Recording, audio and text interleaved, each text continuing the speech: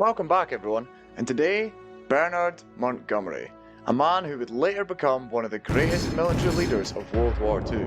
But just to clear things up a bit, this is the man who during World War II led a decisive victory at El Alamein, Egypt, where the Allies were pretty much defeated at the time. He was also commander of all land forces involved in the Operation Overlord, aka D-Day, under the overall command of US General Dwight Eisenhower.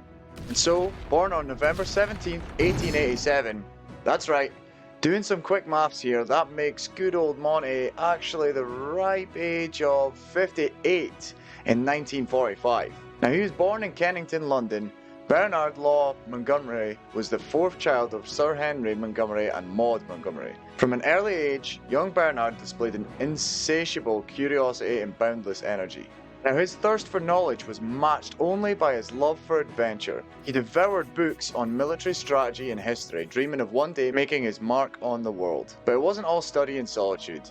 Bernard relished the outdoors, spending hours exploring the countryside, honing his physical strength and endurance. As he grew older, Bernard's talent shone brightly, whether on the playing field or in the classroom. He displayed a natural aptitude for leadership and a fierce competitive spirit. And at the age of 18, Bernard's path became clear. He was accepted into the prestigious Royal Military Academy in Sandhurst. Yep, that's the very same as Winston Churchill himself, where he would receive the training that would shape his future. Now Bernard Montgomery, or also known as Monty, as he was often called, began his military career in 1908 when he joined the Royal Warwickshire Regiment. And now Monty quickly rose through the ranks, displaying exceptional leadership skills and tactical acumen. But it was the First World War that Montgomery's strategic genius first began to shine. Now his leadership in the Battle of Passchendaele and the Battle of Arras earned him the respect of his peers and superiors alike. But it was actually in the interwar years that Montgomery truly honed his skills as a military tactician and genius. Now steeped in the lessons of the Great War, he embraced new tactics and innovations, laying the groundwork for his future successes. And when World War II erupted, Montgomery was ready.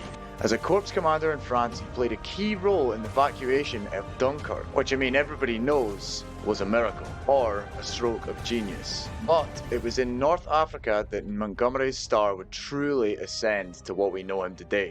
In 1942, the Allies faced a critical juncture in North Africa. Rommel's Afrika Korps had pushed deep into Egypt, threatening the vital Suez Canal. The British 8th Army, led by General Claude Auchinleck, desperately needed a victory to halt the Axis advance. Now enter Bernard Montgomery, a seasoned British commander known for his meticulous planning and bold leadership. In August 1942, he was appointed as the new commander of the 8th Army, tasked with turning the tide of the war in North Africa. Montgomery wasted no time in preparing for the upcoming battle. He focused on building morale among his troops, instilling a sense of confidence and determination in the face of daunting odds. With quotes like, "Soldiers of the 8th Army, the time has come to stand firm and against the Axis forces. We will not falter, we will not retreat, and victory is within our grasp." Just remember, this is talking to troops who'd just been defeated time after time again, and were on the constant retreat here. Montgomery's meticulous planning and strategic brilliance were evident in this battle. He devised a comprehensive battle plan that emphasized strong defensive positions and a coordinated attack against the enemy. And so Montgomery's decision to actually focus on a defensive preparation allowed the 8th Army to absorb Rommel's initial assaults while conserving their strength for a decisive counterattack. And on October 23, 1942, the Battle of El Alamein began. Montgomery's 8th Army unleashed a relentless offensive, supported by overwhelming firepower and coordinated airstrikes. And now this strategic brilliance earned him a widespread acclaim and recognition as a master tactician at the time, and his leadership inspired those under his command to achieve feats that were once thought impossible. Following its success in North Africa, Montgomery was appointed as the Supreme Allied Commander for the D-Day landings in Normandy in 1944. Under his command, Allied forces successfully landed on the beaches of Normandy, marking a turning point in the war against Nazi Germany. And his leadership during the Battle of Normandy and subsequent campaigns in the Western Europe solidified his reputation as one of the greatest military commanders of the 20th century. And after the war, Montgomery continued to serve in various high-ranking positions within the British Army. And so following the end of the war, Field Marshal Bernard Montgomery found himself thrust into a new role, that of a peacetime leader tasked with rebuilding Europe from the ashes and shaping the future of the British military. And part of his post-war career was also marked by his unwavering commitment to transform the British Army into a now modern fighting force, as well as his involvement in the various diplomatic and strategic initiatives, as he also served as the Deputy Supreme Commander of NATO's allied forces in Europe, playing a crucial role in the defence of Western Europe during the early years of the Cold War.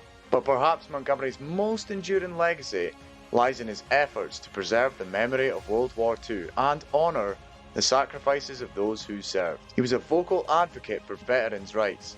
Throughout his post-war career, Montgomery remained a towering figure in British military history, revered for his strategic brilliance, leadership skills, and unwavering dedication to his country.